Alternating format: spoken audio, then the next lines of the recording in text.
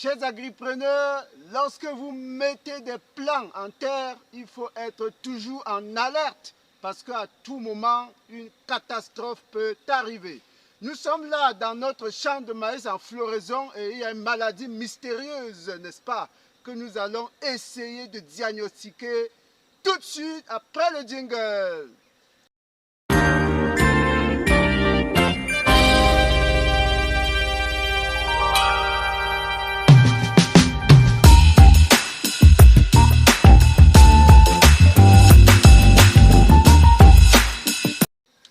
Une fois de plus, chers agripreneurs, bienvenue à la ferme intégrée de Ngoumou. Moi, c'est Roméo Lado, votre coach, votre motivateur habituel. Nous sommes dans notre champ de maïs lancé en contre-saison, c'est-à-dire pendant la petite saison sèche. On a eu arrosé pendant 2 mois avant que les pluies ne prennent le relais. C'est un maïs destiné à être vendu frais, n'est-ce pas, pour la braise du maïs. Mais aujourd'hui, nous avons un petit problème. Ce n'est pas petit, un problème important parce qu'on ne le rencontre pas très souvent. Et on va essayer de diagnostiquer ensemble. Mais avant, essayer de vivre avec nous cette petite musique-là que les abeilles, dans la floraison, nous font entendre. Le caméraman va vous filmer, vous voyez de nombreuses abeilles qui sont en butinage. C'est carrément une musique qu'on peut entendre en fond sonore. Aller un peu plus proche pour qu'on puisse voir ces abeilles-là qui ont déjà beaucoup de pollen, qui essaient de collecter beaucoup de pollen pour faire du miel, n'est-ce pas? Maintenant, revenons à notre maladie. Alors, venez faire visionner ces feuilles-là.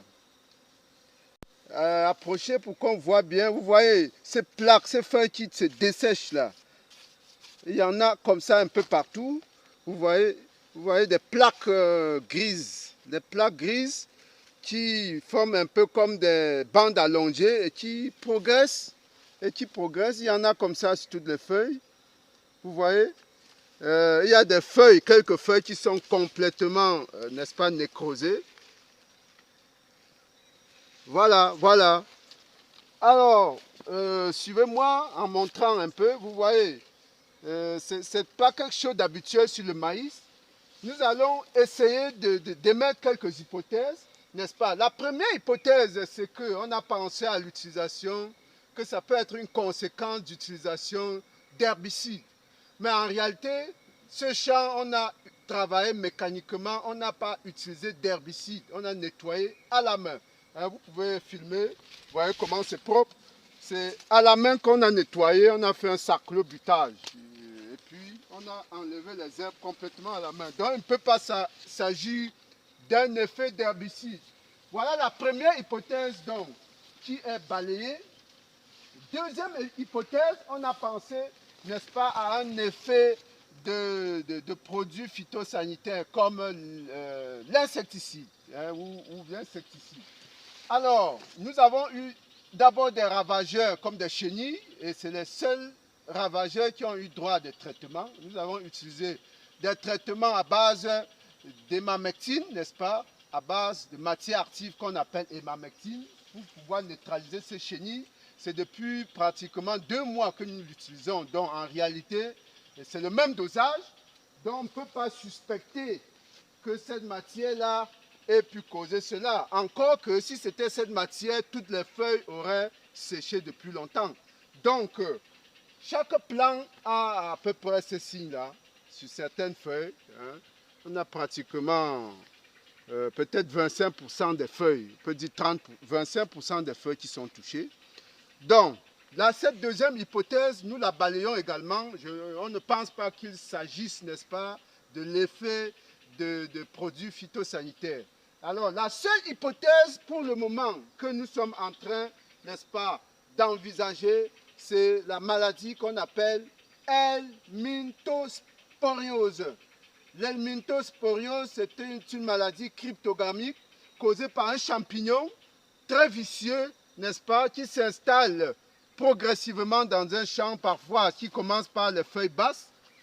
Il commence par les feuilles basses pour monter, n'est-ce pas? Et vous voyez ici, il y a des plaques un peu partout. Nous avons, pour pouvoir, n'est-ce pas, stopper cette maladie, nous avons appliqué un fongicide il y a quelques jours. On est en train d'observer pour voir si la maladie évolue ou pas. Et on est en pleine floraison. On espère que nous allons pouvoir conduire notre expérience, n'est-ce pas, jusqu'au bout.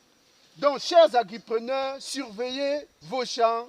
Chaque jour, passez, regardez les signes visibles. Il faut les analyser pour ne pas réagir à la dernière minute.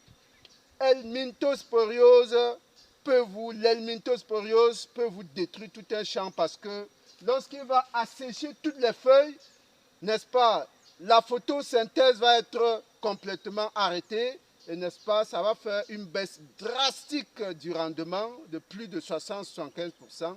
Si jamais elle intervient très tôt, vos feuilles vont disparaître et puis, n'est-ce pas, la plante ne peut plus progresser, elle ne peut plus vous produire des fruits. Alors, merci d'avoir regardé cette émission. À très bientôt. Le meilleur est à venir. Ne baissez pas les bras malgré les difficultés. Merci.